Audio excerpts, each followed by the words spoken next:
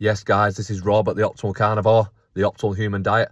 Now, this is about that light bulb moment. So we all know what we're doing wrong. I talk to people all the time and I say, I eat too much crap, I drink too much, I need to get to the gym more, blah, blah, blah, blah, etc., etc. And then for some people, this lasts for years and years and years, but hopefully it's not too late. But during that time, eventually, they have a light bulb moment that makes them want to make a change, and then they just crack on with it. You know, you bump into someone you haven't seen in months, and you're like, Christ, you're looking well. What's gone on there? And they decide to make a change, and they've been like that and overweight and unhealthy for decades, some people. So it's like, why now? It's that light bulb moment, that flick of the switch that just makes you think, I need to sort this out. Not that sort of feeling of waking up on like a Sunday morning rough and hungover. It's like, I'm never drinking again, and like I'm gonna do something, and then by Sunday night you order a takeaway. I mean that literal light bulb moment that you're like, no, I'm definitely doing this, and people do it. So why do people do it, and what is your light bulb moment? They do it because it has to be powerful enough. Their why has to be strong enough. So let's find your why. Let's use me as an example. Okay, I'm not picking on people. I personally haven't been trying to be healthy all my life. Like when you're younger, you just don't care, do you? My light bulb moment, there's a couple, to do with alcohol. When my son was born, it just made me think, because obviously every time, I didn't drink that much anyway, but when I did, I always get that, like I said, that Sunday morning feeling. It's like, I'm not doing this. What am I doing? This is not conducive to my life. But I couldn't stop. Like, you get the FOMO, fear of missing out, and you just want to join in. My light bulb moment and my why was when my son was born. I'm like, hold on a minute. How can I drink with him? How can he have him growing up around me, watching me drink? Everything I do is setting an example. Anything I do, you see them trying to copy. So I think, well, what a hypocrite I'd be. Do I want him drinking and feeling like that and blacking out and maybe getting into fights and waking up in a police cell? No. So, take control.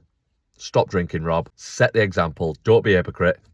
And I haven't drank since. Hand on heart. Diet-wise was to do with my kids as well.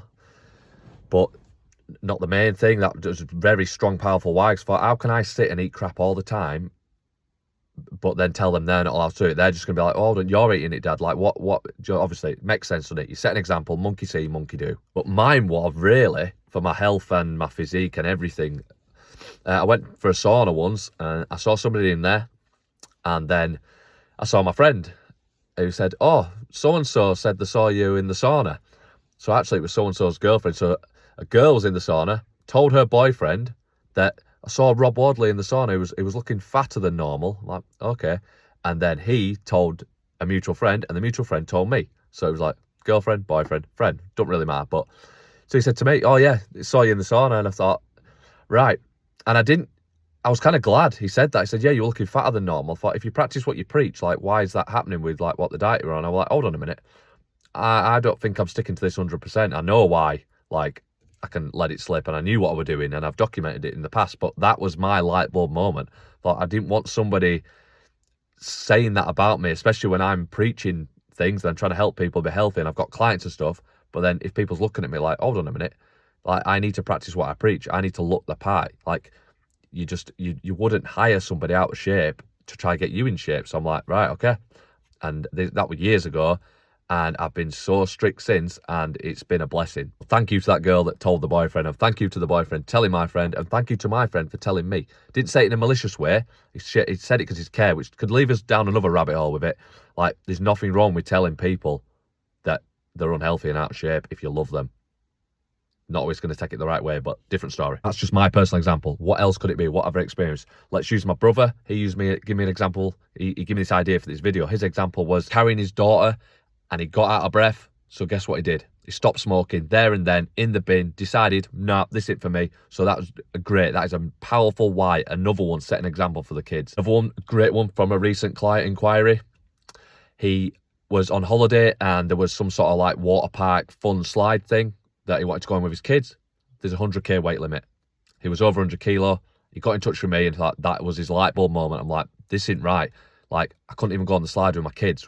So, and I think hats off to him. That is great. That is a strong why. Find yours. One more that I've heard multiple times, and it's off men that they've had the kids poking the belly saying daddy's got a baby or daddy's pregnant. And I bet a lot of people can attest that and have experienced that.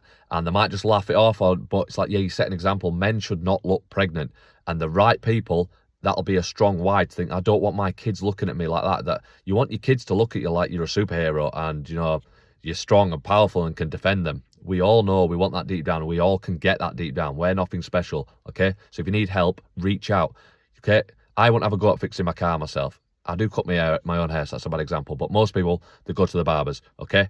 Do you know, like, I won't have a clue what to do if my radiator were leaking. I'd hire a plumber, okay? Reach out, hire an online coach. There's no shame in asking somebody, what should I be eating? Because let's be honest, what we're eating now as a society isn't helping. Obesity, diabetes, cancer, dementia, heart disease, everything, skyrocket. We're clearly eating the wrong thing. There's nothing wrong with finding out what the optimal human diet for you is. Hire me as your online carnivore coach. Discover your version of the optimal human diet. And I'm proud to say, never spend another penny on online coaching again, because I want to teach you how to eat for the rest of your life. This isn't a 12-week crash course.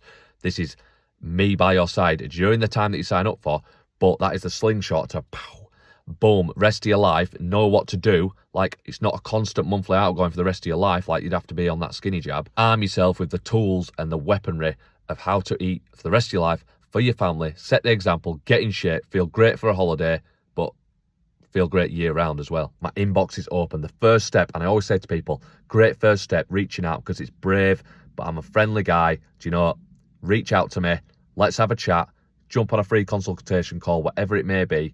Let's break it down, see what I can offer you. Find your light bulb moment.